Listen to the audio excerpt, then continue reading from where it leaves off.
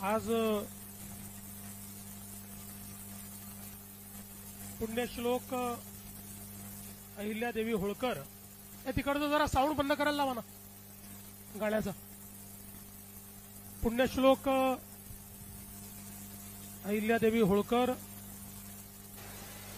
यांच्या त्रिशताब्दीच्या निमित्ताने त्यांच्या जन्मस्थानी चोंडीमध्ये मंत्रिमंडळाची बैठक घेण्याचा निर्णय आम्ही घेतला. सन्माननीय राम शिंदे साहेबांनी त्या प्रकारची संकल्पना मांडली होती आणि लगेच मंत्रिमंडळाने त्याला होकार दिला आणि आज या बैठकीच्या सुरुवातीला त्यांच्या स्मारकावर जाऊन आम्ही तिथे नमन केलं आणि प्रेरणा प्राप्त केली आणि त्यानंतर मंत्रिमंडळाची बैठक संपन्न झाली. मंत्रिमंडळाच्या बैठकीमध्ये अनेक महत्त्वाचे निर्णय आज आम्ही घेतले. पुण्यश्लोक अहिल्यादेवींना विशेषतः त्यांनी परकीयांच्या आक्रमणामुळे संपूर्ण भारतामध्ये जी आमची श्रद्धास्थानं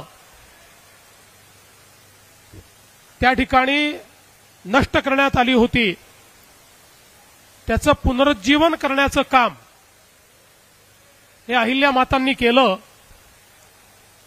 आणि म्हणूनच आज या मंत्रिमंडळ बैठकीच्या निमित्ताने आम्ही या ठिकाणी चोंडीला पुण्यश्लोक अहिल्यादेवी होळकर स्मृतिस्थळ याचं जतन व संवर्धन करण्याकरता 681 कोटी रुपयाचा आराखडा हा मान्य केलेला आहे आणि यातून विविध प्रकारची कामं या ठिकाणी होतील आणि अखिल भारतीय स्तराचं एक प्रेरणास्थळ म्हणून एक तीर्थस्थळ म्हणून हे तयार झालं पाहिजे अशा प्रकारचा प्रयत्न आपण केलाय. यासोबत या त्रिशताब्दीचं औचित्य साधून याच बैठकीमध्ये अष्टविनायक गणपती मंदिरांचा जीर्णोद्धार 147 कोटी रुपये, श्री क्षेत्र तुळजाभवानी मंदिर विकास आराखडा 1865 कोटी रुपये, श्री क्षेत्र ज्योतिबा मंदिर विकास आराखडा 259 कोटी रुपये, त्र्यंबकेश्वर विकास आराखडा 275 कोटी रुपये, त्याचप्रमाणे श्री क्षेत्र महालक्ष्मी मंदिर विकास आराखडा 1445 कोटी रुपये आणि श्री क्षेत्र माहुरगड इथला विकास आराखडा 829 कोटी रुपये असे जवळपास 5503 कोटी रुपयाच्या प्रकल्पांना मान्यता दिलेली आहे. जे कार्य देशामध्ये पुण्यश्लोक अहिल्यादेवींनी केलं तेच कार्य त्यांच्या त्रिशताब्दीच्या निमित्ताने महाराष्ट्रामध्ये करण्याचा प्रयत्न हा राज्य सरकारच्या माध्यमातून आम्ही करतो. यासोबत पुण्यश्लोक अहिल्यादेवींचं जीवन त्यांचं कार्य याचा परिचय संपूर्ण जगाला झाला पाहिजे या दृष्टीने त्यांच्या जीवनावर बहुभाषिक कमर्शियल चित्रपट हा निर्माण करण्याचा आम्ही निर्णय केलेला आहे. बहुभाषिक याकरता केला तो मराठी असेल, तो हिंदी असेल, तो अजून इतरही भाषांमध्ये असेल, कारण त्यांचं कार्य हे कानाकोपऱ्यात पोचलं पाहिजे आणि अतिशय अद्ययावत तंत्रज्ञान वापरून हा सिनेमा तयार करण्यात येणार आहे जेणेकरून त्यातनं केवळ तो जीवनपट नसेल तर त्यातनं त्यांच्या कार्याचं प्रभावीपणे मांडणी ही आपण करण्याचा प्रयत्न करणार आहोत. या निमित्ताने अहिल्यानगर जिल्ह्यामध्ये आपल्याला कल्पना आहे, मागच्या काळात प्रत्येक जिल्हा तिथे मेडिकल कॉलेज अशा प्रकारची आपण घोषणा केली. फक्त अहिल्यानगर जिल्हा राहिला होता की जिथे शासकीय मेडिकल कॉलेज नाही. बाकी सगळ्या जिल्ह्यांमध्ये आपण शासकीय मेडिकल कॉलेज तयार केले. गेल्या 2.5 वर्षात तर 10 मेडिकल कॉलेजेस नवीन आपण तयार केले. आणि आता आजच्या बैठकीमध्ये अहिल्यानगरला देखील शासकीय वैद्यकीय महाविद्यालय, ज्याचं नाव पुण्यश्लोक अहिल्यादेवी होळकर शासकीय वैद्यकीय महाविद्यालय असेल, अशा प्रकारचं वैद्यकीय महाविद्यालय स्थापन करण्याचा निर्णय करण्यात आलेला आहे. त्यासोबत अहिल्यानगरमध्ये खास मुलींकरता आयटीआय, स्वतंत्र आयटीआय मुलींचं हे देखील तयार करण्याचा निर्णय हा करण्यात आलेला आहे. आज एक नवीन महिला सक्षमीकरणाकरता आदिशक्ती अभियान राबवण्याचं आपण ठरवलेलं आहे. आणि राज्यातील महिलांच्या आर्थिक, सामाजिक, शैक्षणिक आणि आरोग्यविषयक समस्यांबाबत समाजामध्ये संवेदनशीलता निर्माण करणे आणि या अभियानाच्या माध्यमातून मोठ्या प्रमाणात जागृती करणे हा आपला प्रयत्न असेल. आणि यासोबतच या क्षेत्रात काम करणाऱ्या महिला आणि महिला केंद्रित एनजीओ यांना आदिशक्ती पुरस्कार हा प्रदान करण्याचा निर्णय आपण घेतलेला आहे. यासोबत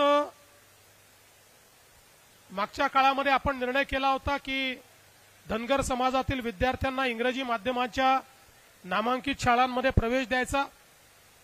आता या योजनेच्या अंतर्गत या योजनेला आता आपण यशवंत विद्यार्थी योजना असं नाव दिलेलं आहे.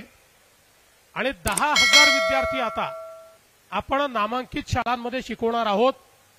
आपण आतापर्यंत 4-4.5 हजार विद्यार्थी दरवर्षी शिकवायचो. 10,000 विद्यार्थी शिकवण्याचा आपण निर्णय केलेला आहे. धनगर समाजातील मॅट्रिकोत्तर शिक्षण घेणारे गुणवत्ताधारक जे विद्यार्थी आहेत यांच्याकरता आपण निर्णय केला आहे की प्रत्येक विभाग स्तरावर पुण्यश्लोक अहिल्यादेवी होळकर वसतिगृह योजना ही आपण सुरू करतो आहोत. मागच्या काळात आपण एक वसतिगृह योजना सुरू केली होती. त्यात नाशिकला काम देखील सुरू केलं, पण मध्यंतरी ती योजना थोडी मागे पडली होती. पण आता ही नव्याने आम्ही पुन्हा रिलॉन्च करतोय पुण्यश्लोक अहिल्यादेवींच्या नावाने. आणि आता तात्काळ आपण पुणे आणि नागपूर या 2 ठिकाणच्या हॉस्टेलचं काम करतोय आणि इतर ठिकाणच्या जागाही लवकरच फायनल करून सर्व विभाग स्तरावर एक हॉस्टेल मुलींचं आणि एक हॉस्टेल मुलांचं धनगर समाजाकरता या ठिकाणी तयार करण्याचा आपला मानस आहे. एक अजून चांगला निर्णय मंत्रिमंडळाने घेतलाय. पुण्यश्लोक अहिल्यादेवी होळकर यांनी उभारलेल्या घाट, विहिरी आणि पाणी वाटप प्रणालीचं सर्वेक्षण करून त्याच्या जतनाकरता विशेष कार्यक्रम एक आपण हातामध्ये घेतलाय जलसंधारण विभागाच्या माध्यमातून. आणि त्यातनं त्याचं पूर्ण पुनरुज्जीवन करणं आणि त्याचं जतन करणं अशा प्रकारचा हा कार्यक्रम असेल. याच्या अंतर्गत 3 ऐतिहासिक तलाव आहेत आतापर्यंत जे लक्षात आले आहेत, पुढे अजून काही येऊ शकतात. चांदवड, त्र्यंबकेश्वर आणि मल्हार गौतमेश्वर जेजुरी. त्यानंतर 19 विहिरी राज्यामध्ये, 6 घाट, 6 कुंड, 34 जलाशय असं वेगवेगळ्या गोष्टींचं काम हे या संवर्धनाच्या माध्यमातून या ठिकाणी करण्यात येणार आहे. यासोबत अहिल्यानगर जिल्ह्यातल्या राहुरीमध्ये एक दिवाणी न्यायालय हे स्थापित करण्याकरता आपण त्या ठिकाणी दिवाणी न्यायालय वरिष्ठ स्तर याला देखील मान्यता दिलेली आहे. आणि आजच्या बैठकीमध्ये आपण नाशिक आणि त्र्यंबकेश्वरला जो कुंभमेळा होतो त्या कुंभमेळ्याचं संचालन करण्याकरता कुंभमेला प्राधिकरणाचा कायदा हा मंजूर केलेला आहे। जसं प्रयागराजला कायदा करून सगळे अधिकार कुंभमेळ्याचे प्राधिकरणाला देण्यात आले, त्याच धर्तीवर हा कायदा आपण या ठिकाणी मंजूर केलेला आहे। यासोबत आपण आज अहिल्यादेवींच्या या त्रिशताब्दीच्या निमित्ताने एक लोगो हा देखील प्रकाशित केलेला आहे, जो सगळ्या पूर्ण वर्षभर सगळीकडे तो वापरण्यात येईल। एक डाक तिकीट देखील आज जारी करण्यात आलेला आहे, त्यांच्यावर एक डाक तिकीट जारी करण्यात आलेलं आहे आणि एक प्रेरणा गीत देखील आज या ठिकाणी आपण जारी केलेलं आहे। मला असं वाटतं की ज्या प्रकारे या देशामध्ये पुण्यश्लोक अहिल्यादेवींनी एक प्रकारे सांस्कृतिक पुनरुत्थानाचं काम केलं आणि ज्या समाजाला आपल्या संस्कृतीचा, आपल्या धर्माचा नाव घ्यायची चोरी झाली होती किंवा एक प्रकारे भीती होती, त्या विचारांना, त्या धर्माला, त्या संस्कृतीला पुनर्स्थापित करण्याचं काम या अहिल्यादेवींनी केलं आणि म्हणूनच आम्ही हा निर्णय केला की त्यांच्या त्रिशताब्दीच्या निमित्ताने चोंडीमध्ये त्यांच्या जन्मगावी ही बैठक झाली पाहिजे आणि अनेक महत्त्वाचे निर्णय जे मी आपल्याला सांगितले आपण घेतले आहेत। केवळ एका बैठकीत निर्णय करून आम्ही थांबणार नाही आहोत, वर्षभर अजून अनेक उपक्रम। मगाशी शिंदे साहेबांनी कॅबिनेटमध्ये मंत्रिमंडळ बैठकीत त्या ठिकाणी विषय मांडला की आपल्या करिक्युलममध्ये आपण जे मुलांना शिकवतो त्याच्यामध्ये अहिल्यादेवींचा धडा तर आहे, पण तो अधिक प्रभावीपणे त्यांनी केलेल्या कामाच्या पद्धतीनं कसं आपल्याला शिकवता येईल अशा प्रकारचे बदल त्यात केले पाहिजेत। अनेक सूचना या ठिकाणी आलेल्या आहेत, त्यानुसार आज आम्ही ही बैठक पार पाडलेली आहे। या निमित्ताने मी शिंदे साहेबांना विनंती करतो की शिंदे साहेबांनी आपल्याला संबोधित करावं।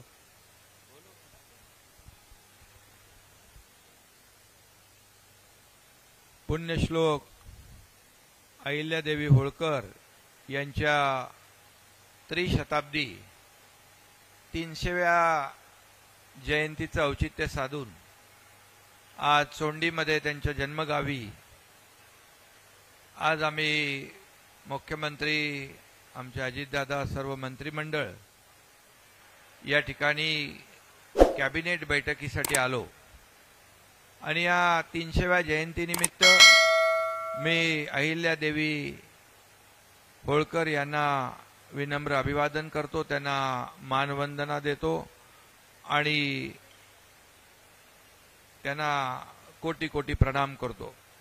खरं म्हणजे ही संकल्पना आमचे विधान परिषदेचे सभापती रामभाऊ शिंदे यांनी मांडली आणि अतिशय एक अहिल्यादेवी होळकर, पुण्यश्लोक अहिल्यादेवी होळकर यांचा इतिहास, त्यांचं कार्य याला उजाळा देण्यासाठी, त्याचं स्मरण करण्यासाठी आणि त्यांना मानवंदना देण्यासाठी या ठिकाणी कॅबिनेट घ्यावी अशी संकल्पना मांडली, मागणी केली आणि आदरणीय आपले मुख्यमंत्री देवेंद्रजींनी त्याला तात्काळ मान्यता दिली।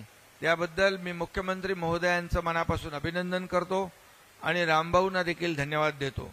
खरं म्हणजे आज आपण पाहिलं की मुख्यमंत्री महोदयांनी अतिशय विस्तृतपणे या ठिकाणी आज आम्ही घेतलेले निर्णय जे आहेत या निर्णयाच्या बाबतीमध्ये सगळी माहिती दिलेली आहे। खरं म्हणजे आज अहिल्यादेवींनी जे काही काम केलं आणि समाजाभिमुख काम केलं, एक खऱ्या अर्थाने कुशल प्रशासक, संघटक आणि दूरदर्शीपणा त्यांच्या कार्यातून आपण पाहिला आणि त्यामुळे त्यांनी मोठ्या प्रमाणावर आपली जी काय परकीय आक्रमणं होती त्याच्याबद्दल, जी आक्रमणामध्ये आपली देवस्थानं जी त्याच्यामध्ये नष्ट झाली होती ती देवस्थानं पुन्हा उभी करण्याचं मोठं काम त्यांनी केलं. मग त्याच्यामध्ये पुष्कर आहे, अयोध्या आहे, ऋषिकेश आहे, पंढरपूर आहे, गया इथली मंदिरं आहेत. त्याची साक्ष देणारे अनेक घाट बांधले, मठांची स्थापना केली. औरंगजेबाने उद्ध्वस्त केलेलं काशी विश्वेश्वर मंदिराचा जीर्णोद्धार देखील पुण्यश्लोक अहिल्यादेवींनी केला. आणि म्हणून खऱ्या अर्थाने त्यांनी अनेक तीर्थक्षेत्र बांधली, मंदिरं बांधली. आणि मगाशी मुख्यमंत्री महोदय म्हणाले की घाट बांधले, जे अनेक पाण्याचे जे काही स्रोत आहेत ते डेव्हलप केले, विहिरी बांधल्या, लोकांना पाणी मिळावं यासाठी हा उदात्त हेतू त्यांनी ठेवून या ठिकाणी अशा प्रकारची जी मोठी कामं केली. आणि त्यामुळे खऱ्या अर्थाने आज त्यांच्या या जन्मगावी ही कॅबिनेट झाली.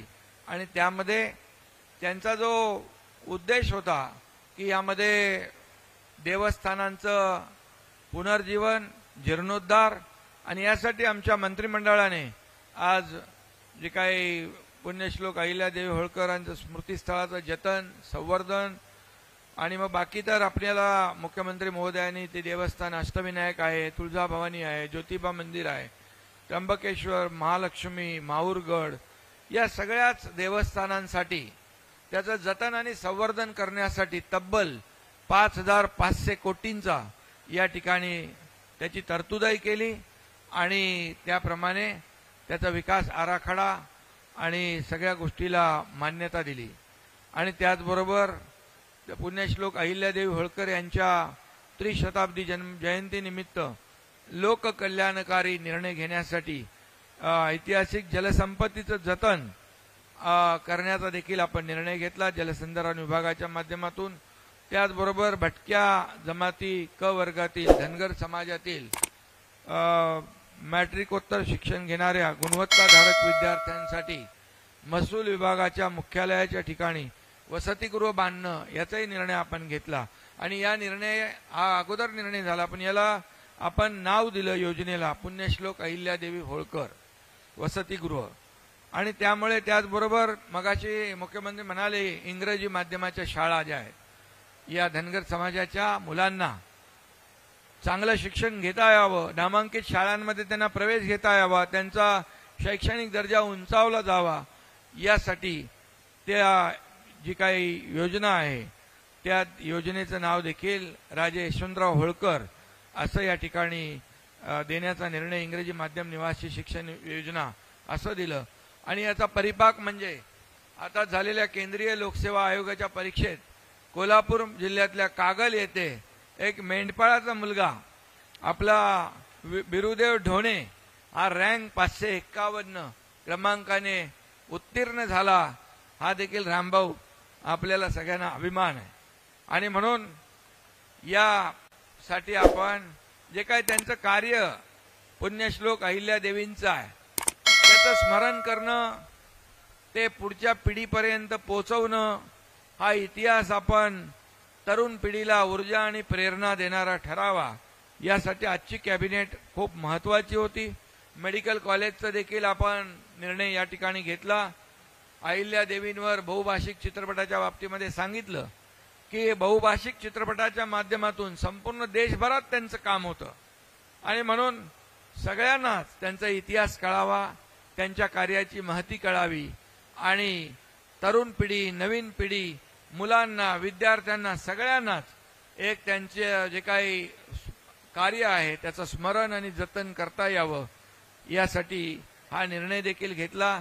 त्यामध्ये मी देखील सूचना केली, आपला शालेय विद्यापीठ अभ्यास आहे त्यामध्ये देखील यांचा पुण्यश्लोक अहिल्यादेवींचा धडा आहे, पण तो एकदम विस्तृतपणे पूर्ण त्यांनी काय काय केलंय हे शेवटच्या घटकापर्यंत जाणं आवश्यक आहे.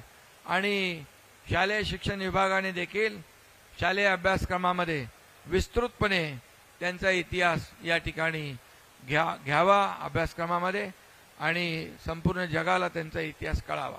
आणि म्हणून आजचं जे अनेक निर्णय आपण घेतला, औद्योगिक प्रशिक्षण संस्था इथं सुरू होते आहे, आणि अहिल्यादेवी होळकर, मला आठवत आहे, मला वाटतं आपण 1 मे 2023ला इकडे आलो. 31 मे 2023ला आम्ही इथे आलो होतो. तेव्हा मी मुख्यमंत्री होतो. देवेंद्रजी व्यासपीठावर होते आणि मग इथल्या सर्वांची मागणी होती की या अहमदनगरचं नाव बदलून अहिल्यादेवी नगर करावं आणि तिथंच आपण ते जाहीर केलं. आणि मला समाधान आहे, आपण अवघ्या किती 16 महिन्यामध्ये केंद्राने देखील, देवेंद्रजींनी देखील तिकडे पाठपुरावा केला आणि केंद्राने देखील अवघ्या 7 महिन्यात त्याला मान्यता दिली. आणि आज आपण पुण्यश्लोक अहिल्यादेवी नगर असं अधिकृतपणे या ठिकाणी तो निर्णय घेतला. जसा धर्मवीर संभाजीनगर आणि धाराशिव आपण निर्णय घेतला, हे देखील एक ऐतिहासिक निर्णय आहे. आणि म्हणून या माध्यमातून समाजाची जी भावना आहे, ही भावना आपली जी काय समाजाभिमुख आपण काम करतो, सर्वसामान्यांचं सरकार म्हणतो. आणि म्हणून आपलं जे काय महापुरुष आहेत, आपला जो इतिहास आहे, त्याचं जतन करणं, संवर्धन करणं हे आपलं कर्तव्य आहे. आणि मग अनेक मागण्या या ठिकाणी आल्या. त्यामध्ये मी मगाशी मुख्यमंत्री महोदयांना देखील सांगितलं की जसं ग्रामीण भागात पुण्यश्लोक अहिल्यादेवी होळकर यांच्या नावाचं सांस्कृतिक केंद्र आहे, तसं नगर विकास विभागाच्या माध्यमातून देखील शहरामध्ये महापालिका नगरपालिकांमध्ये त्यांच्या नावाचं पुण्यश्लोक अहिल्यादेवी होळकर सांस्कृतिक केंद्र, म्हणजे त्या ठिकाणी त्या मुलांमध्ये अभ्यासिका असेल किंवा त्यांचा इतिहास असेल, त्या सगळ्या ज्या काही जतन करण्याच्या गोष्टी आहेत त्या देखील आपल्याला तिथं करता येतील. आणि म्हणून आजची कॅबिनेट जी आहे, मंत्रिमंडळ बैठक, अतिशय रामभाऊ तुम्ही या ठिकाणी विनंती केली आणि मुख्यमंत्री महोदयांनी त्याला मान्यता दिल्यामुळे खऱ्या अर्थाने त्रिशताब्दी वर्षाचे औचित्य साधून 300व्या जयंती उत्सवामध्ये अनेक कामं विकासाची, म्हणजे थेट ते जनतेला त्याचा फायदा होणार आहे. पण अहिल्यादेवींचं स्मरण, जतन, त्यांची प्रेरणा, त्यांची ऊर्जा आपल्याला प्रत्येकाला मिळत राहील. यामुळे सर्व पत्रकारांना देखील आज मी या जयंतीनिमित्त शुभेच्छा देतो. आपल्या सगळ्या पत्रकार मित्रांचं स्वागत. पुण्यश्लोक अहिल्यादेवी होळकरांच्या ह्या 300व्या महोत्सवाच्या निमित्तानं, जयंतीच्या निमित्तानं जो काही कार्यक्रम राज्य सरकारने हातामध्ये घेतलाय, तो राज्याच्या मुख्यमंत्र्यांनी, उपमुख्यमंत्र्यांनी दोघांनी सांगितलेला आहे. अख्खं मंत्रिमंडळ त्या मताशीच आहे. तीच आमची भूमिका आहे. धन्यवाद. एक अजून महत्वाची गोष्ट आहे की आपल्याला माहिती आहे की राज्यामध्ये आपण 100 दिवसाचा कार्यक्रम राबवला होता. मला सांगताना आनंद वाटतो की याच्यामध्ये 2 गोष्टी होत्या. एक कार्यालयीन सुधारणा होत्या आणि दुसरा धोरणात्मक बाबींचा कार्यक्रम होता. कार्यालयीन सुधारणांमध्ये राज्यातल्या 12,500 कार्यालयांनी त्या ठिकाणी सहभाग देऊन अतिशय चांगल्या पद्धतीनं कार्यालयीन सुधारणा केल्या. त्या सर्व कार्यालयांचं मी अभिनंदन करतो. आणि विभागांनी, जवळपास 48 विभागांनी मिळून एकूण 902 सुधारणा, म्हणजे पॉलिसी लेवल डिसिजन्स करण्याचा निर्णय केला होता. त्यापैकी 706 पूर्ण झाले. 78% जे काही ठरवलेलं टार्गेट होतं ते विभाग पूर्ण करू शकले. मला असं वाटतं हे देखील अतिशय चांगलं काम विभागांनी केलं. त्यामुळे सर्व अधिकाऱ्यांचं मी अभिनंदन करतो. आणि आजपासनं 6 मे पासनं ते 2 ऑक्टोबर पर्यंत 150 दिवसाचा एक कार्यक्रम आम्ही घोषित करतो आहोत. हा कार्यक्रम जो आहे याच्यामध्ये 3च कंपोनंट असणार आहे. पहिला कंपोनंट, प्रत्येक विभागाला विकसित महाराष्ट्र 2047 या संदर्भात आपल्या विभागाचा रोडमॅप तयार करायचा आहे, ज्यामध्ये पहिला टप्पा 2029, दुसरा टप्पा 2035 आणि तिसरा टप्पा 2047 अशा प्रकारचा एक रोडमॅप हा प्रत्येक विभागाला तयार करायचा आहे. दुसरं, प्रत्येक विभागाला ई-गव्हर्नन्सचे रिफॉर्म करायचे आहेत. 100% गव्हर्नन्स हा ऑनलाईन आणायचा आहे आपल्याला. कोणालाही कार्यालयात येण्याची आवश्यकताच भासू नये अशा प्रकारची व्यवस्था उभी करायची आहे.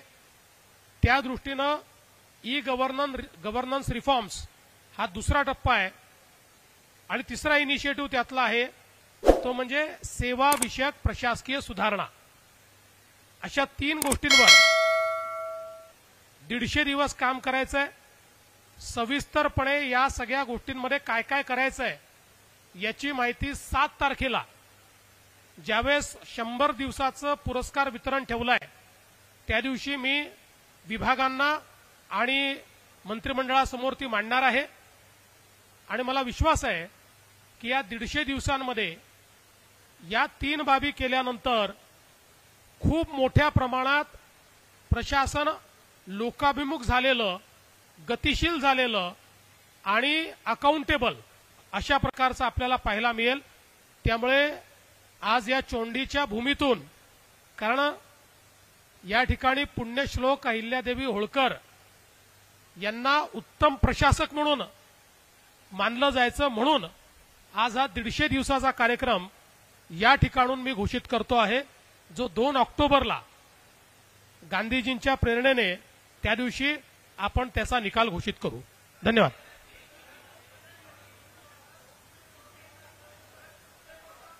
एक एक करून विचार, काहीच ऐकू येत नाही.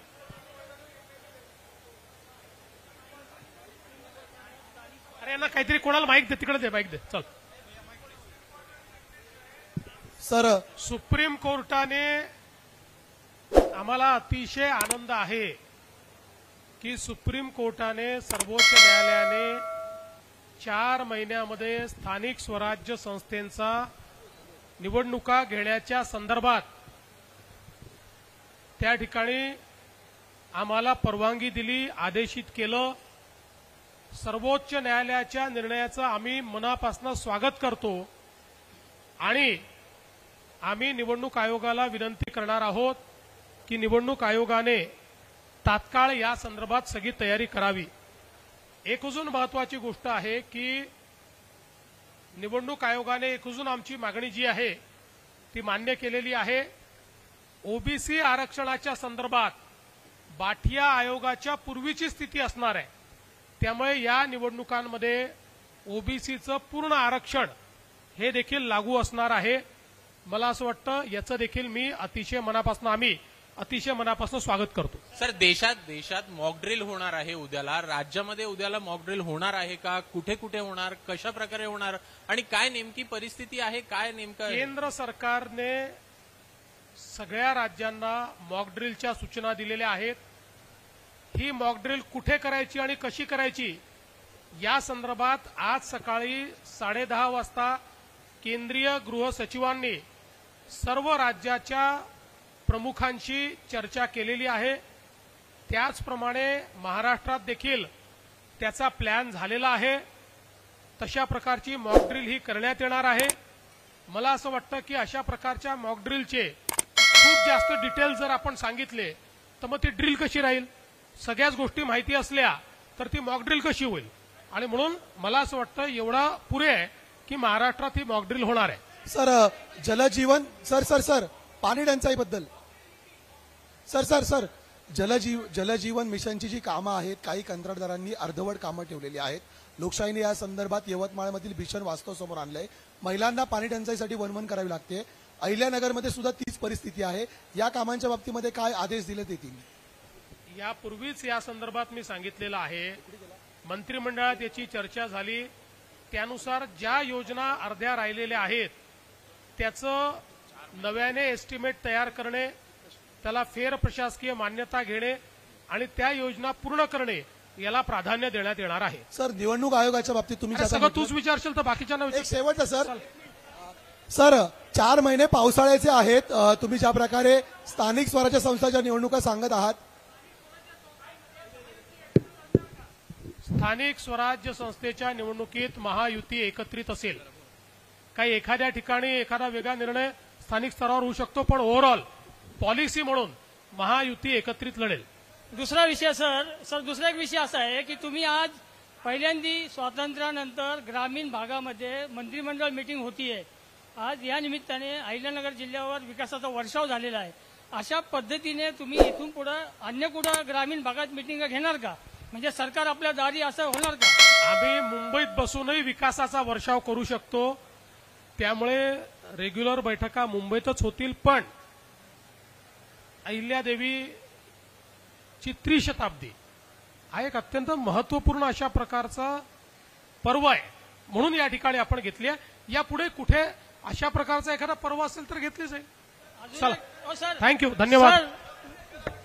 अशाच माहितीसाठी मराठी प्रिंट यूट्यूब चॅनलला सबस्क्राईब करा व नोटिफिकेशनसाठी बेल आयकॉनवर क्लिक करा.